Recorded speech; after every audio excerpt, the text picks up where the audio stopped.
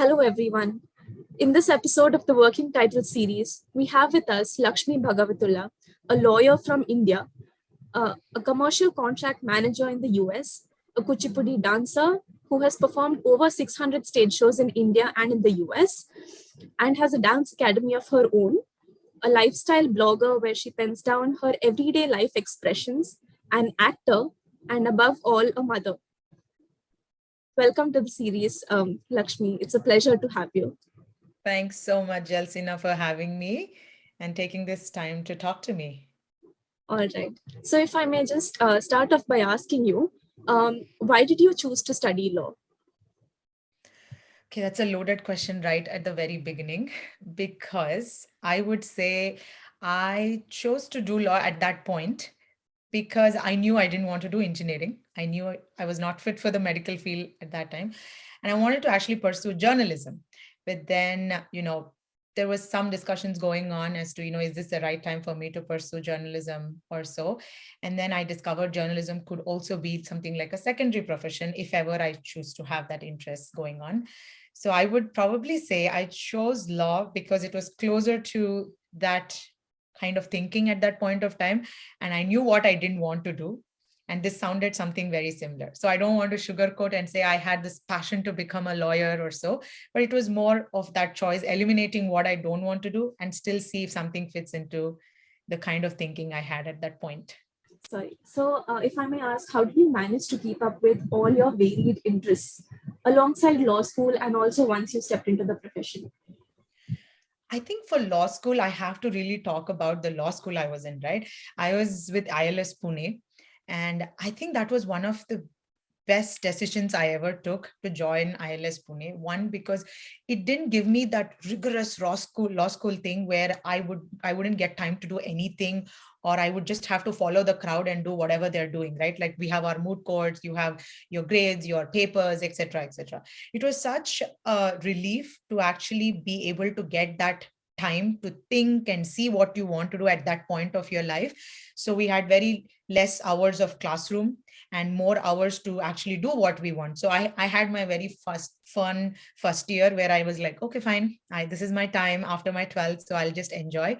But after that, I think because of the time, I knew what I wanted to do. So I was not much into moot courts. I was doing everything else.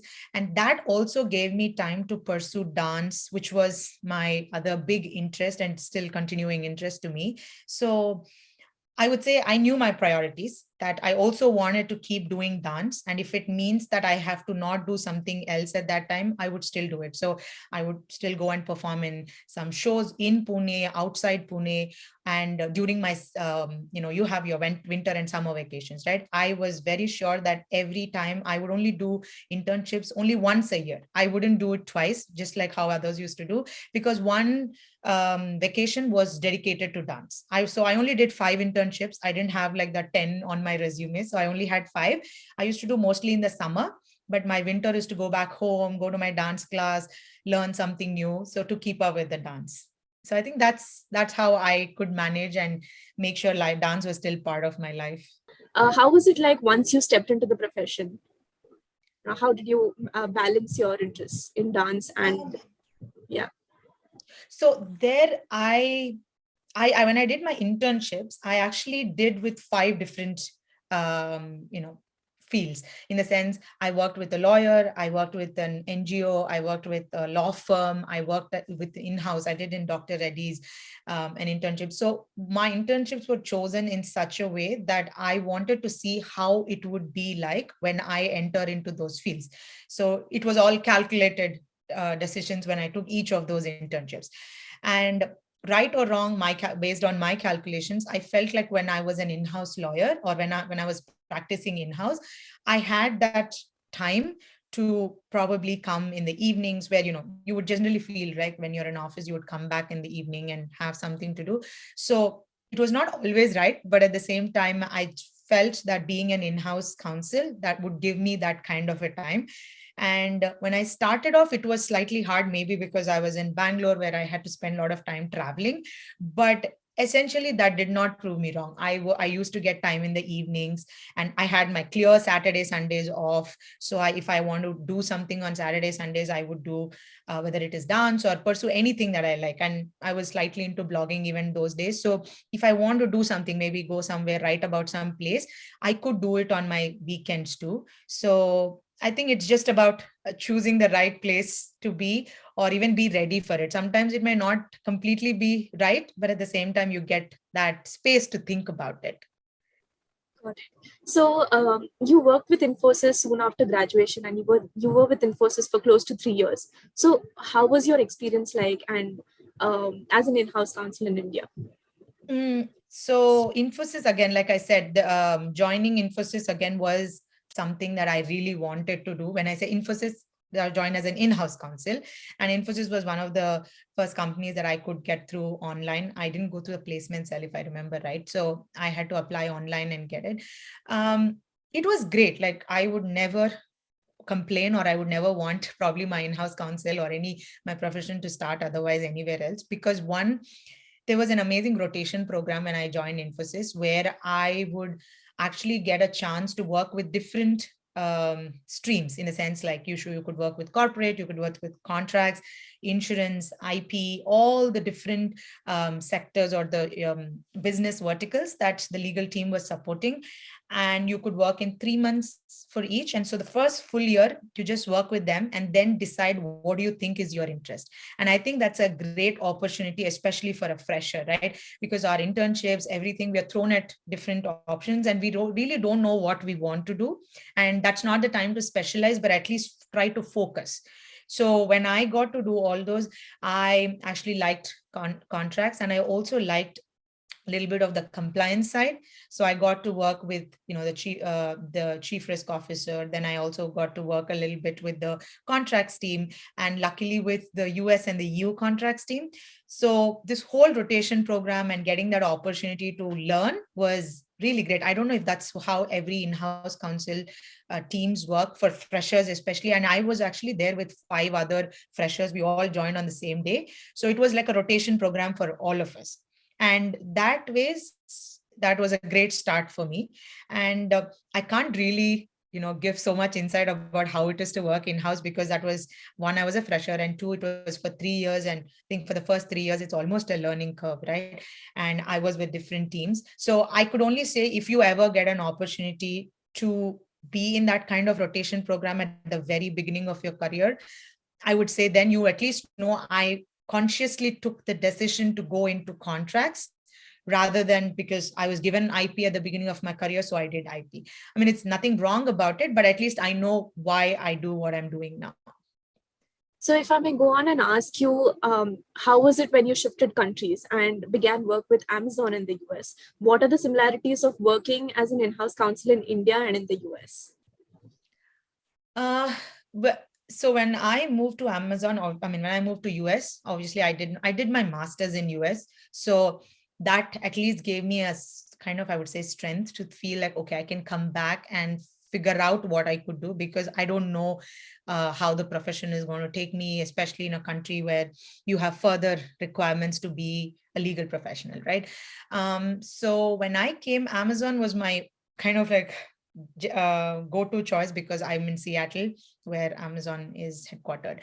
So at that point, I figured out Amazon has this role called contracts managers, where you would actually be doing the similar role that I was doing as a commercial counsel or a corporate counsel in India, deal with contracts, same, you would work with the business teams on their strategies, contracts, or any of the anything that they come up with, right? So the name was contracts managers, but you would still work closely with all the corporate counsels, attorneys, etc.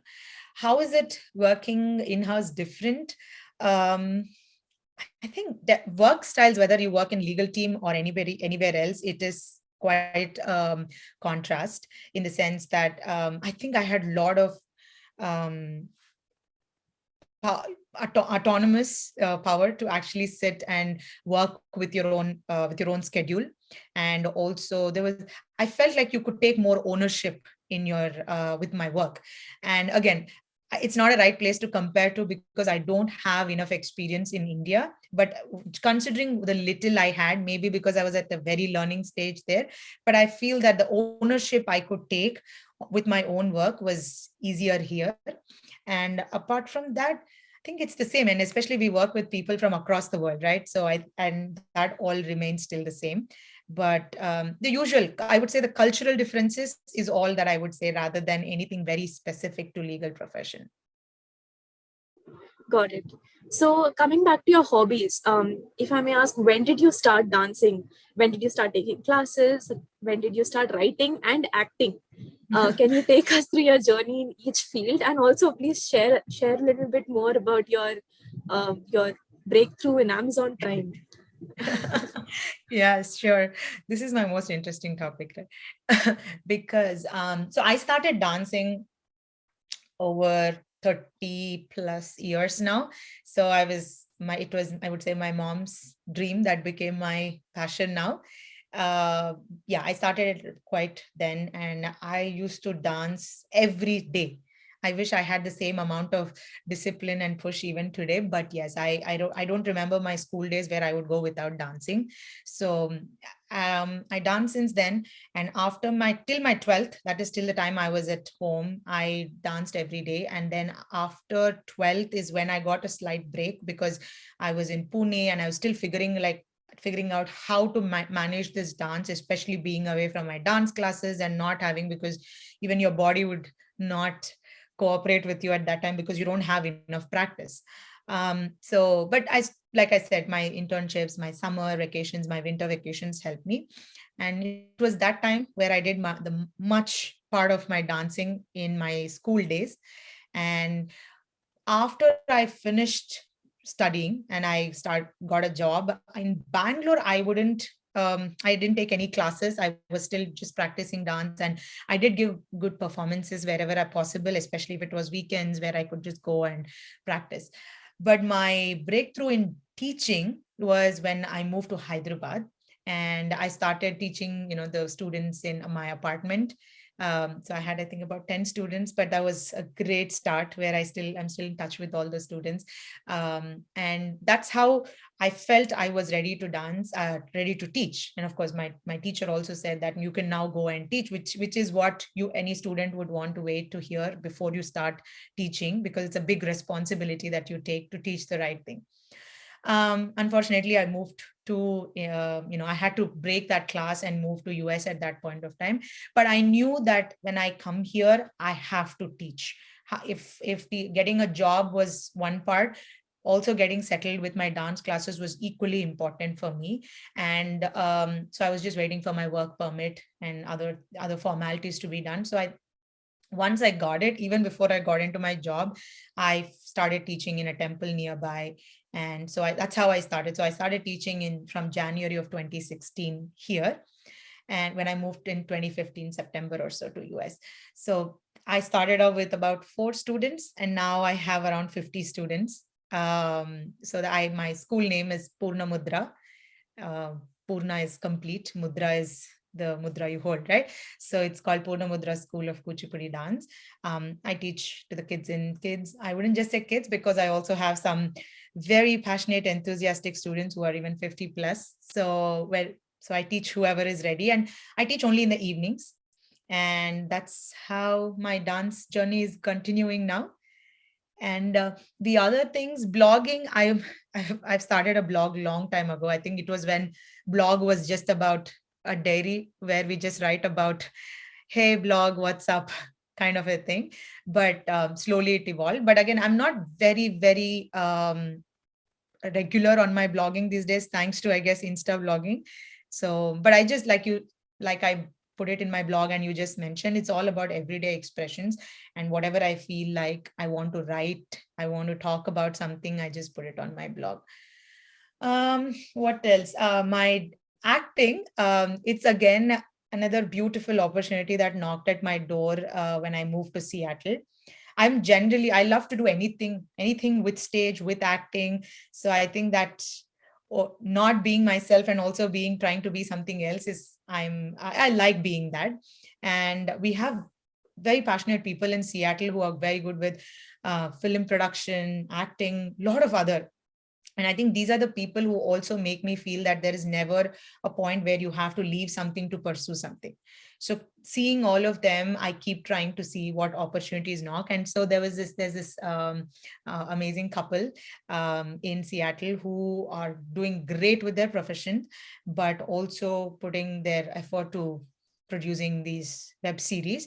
And so I acted like a guest art actor in one of their web series, and then after that I got to do a web series of my own. I think eight episodes or so are released. This was before the pandemic, and yeah, it was that's the series. Both the series are on Amazon Prime, and yeah, now I think it's been 2 years. I have not done any acting, but hopefully soon. And because you live in Seattle, you also get to do a lot of events, right? Like we all Indian events or Telugu events, we just keep meeting, and that's how my stage shows, me hosting for the stage show started. So yeah, those are the little things that I do outside my legal Okay. profession. So what is the name of the Amazon series you mentioned? It's called Rukmini Rusarusalu. It's a Telugu series, and Okay. it's kind of like a comedy parody. Okay, got it.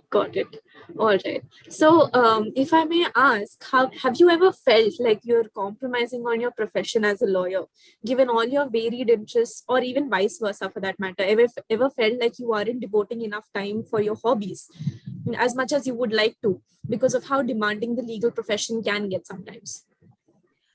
Um,